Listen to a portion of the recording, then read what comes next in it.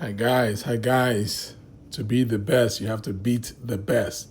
To be the best, you got to beat the best. I mean, I see a lot of fans on X shaking and just shaking like babies. Guys, it is what it is. We just watched PSG literally lay gloves on top of each and every Real Madrid player and just mug them 4-0. It was literally men against boys, if not actually boys against men. It was boys against men, boys to men.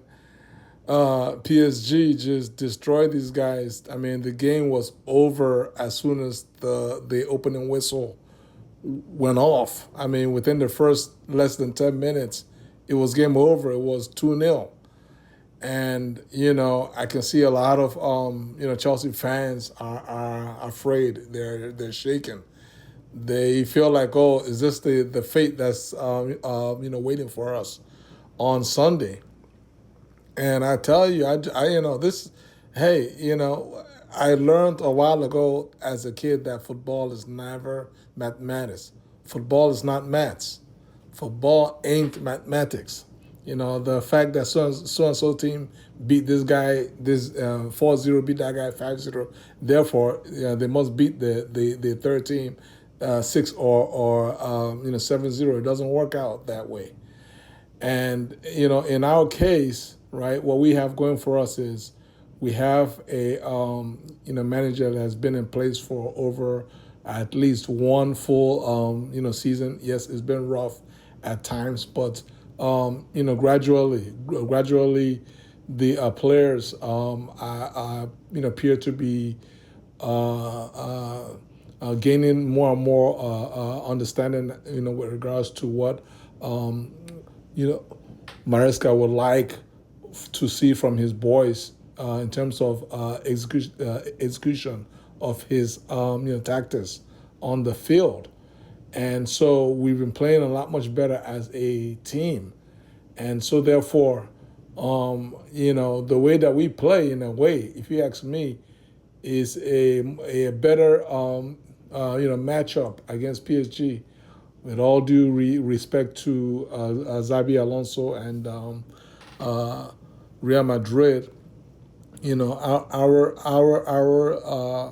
preferred way of play, our personnel matches up better. Now, does that mean that we're going to win? Nobody knows. Nobody knows what's going to happen. That's why the game still has to be played.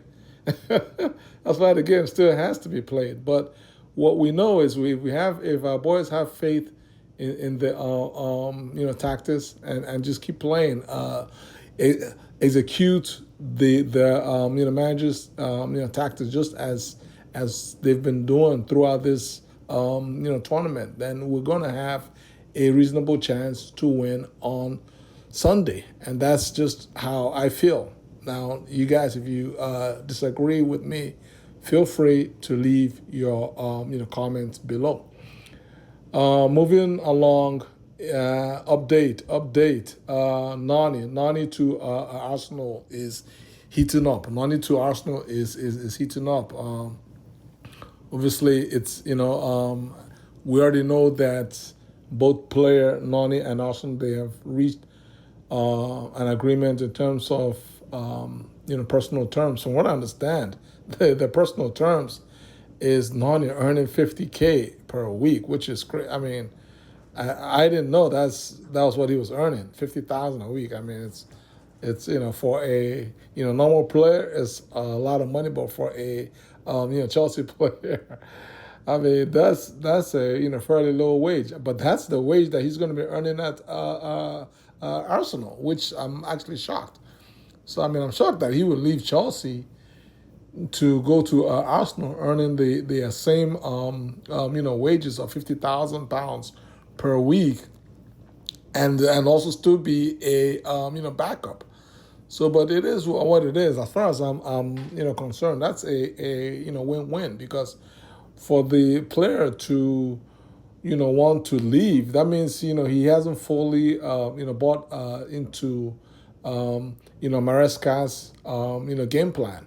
and that's just what it is. I mean, I'm not saying that he's not a good player. For me, he's a good player. Notwithstanding that fans are out there bad, mouthing the player and talking to calling him, saying that his game is not good and so on and so forth. But for me, Nani is a very good player. He's a player that is great in terms of being able to dribble with the ball, obviously on his stronger left foot, and he also can take you to the right. Now his game is not his overall game isn't yet complete, right? Especially with regards to the execution of his crossing and his passes and the decision making. I mean, it still needs some refinement. But overall, he's definitely a useful player. And for him to want to go to Arsenal and go and sit on Arsenal's bench, because that's pretty much what it is. I mean, you're not gonna leave Chelsea and go to Arsenal, play at Arsenal's right wing where they have Saka, and think that you're going to be the first choice. The answer is no. You're going to be the a second choice, and then on the left wing, that's pretty much a bit of a rotation issue, which is basically the in a situation that he had at Chelsea in terms of role notation. So it's a bit of a head scratcher for me that he's willing to leave Chelsea, not just leaving Chelsea, but number one, leaving Chelsea to go and sit on Arsenal's bench, and number two, leaving Chelsea to go and earn the same money that he's earning at Chelsea to go and sit on Arsenal's bench. The only thing that would make sense is, he believes, I guess, that our Teta, values his game more than Maresca, and so therefore will have more faith in him and more patience in him. But I mean that's a bit of a head scratcher. Now, how much is the discussed transfer fee? So right now the initial amount that Arsenal has put on the table is a total package of £50 million, which it could be 40 plus 10, it could be 45 plus 5, but whatever it is, it's a total of £50 million for to complete the deal for Noni to move from Chelsea over to the north side of London. Obviously, Chelsea would like more. I mean, if you look at other players, I mean, Kudus went today for £55 million. What's his name? The other. My brain has fried. There's another player that went for, I believe, £55 million as well. I can't, his name slipped my mind.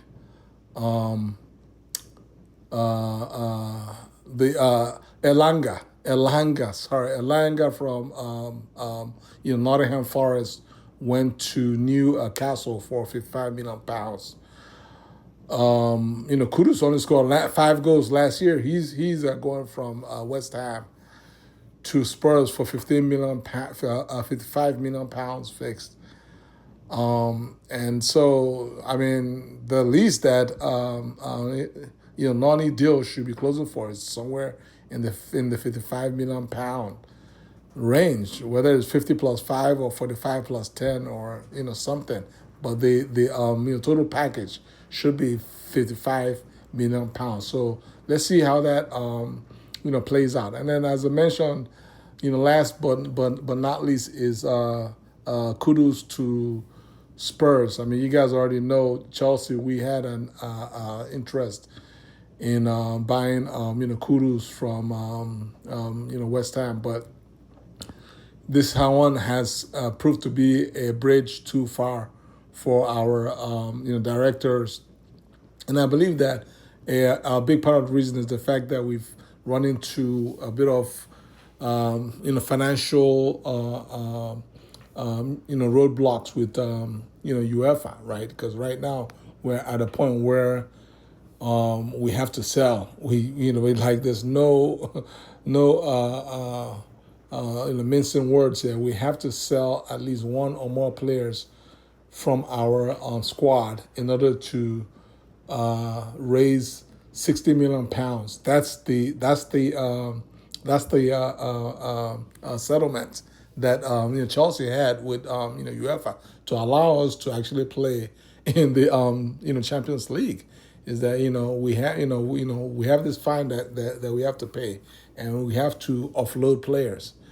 And so before we can buy, so it's not that offload, but in order to add, basically in order to register the players that we signed, and of course in order to add some more players, we need to offload, and so therefore, we weren't able to make a move on Kudus, as you can tell, because because the club really has a few steps to make in order to make that improved bid, because otherwise, 55 million pounds for Kudus, for me, is a very, very brilliant piece of work by Daniel Levy at Spurs, because I mean Kudus normally would have gone for about 60 million, between 60 to 65 million pounds. So that's a very good deal for Spurs. And you guys already know,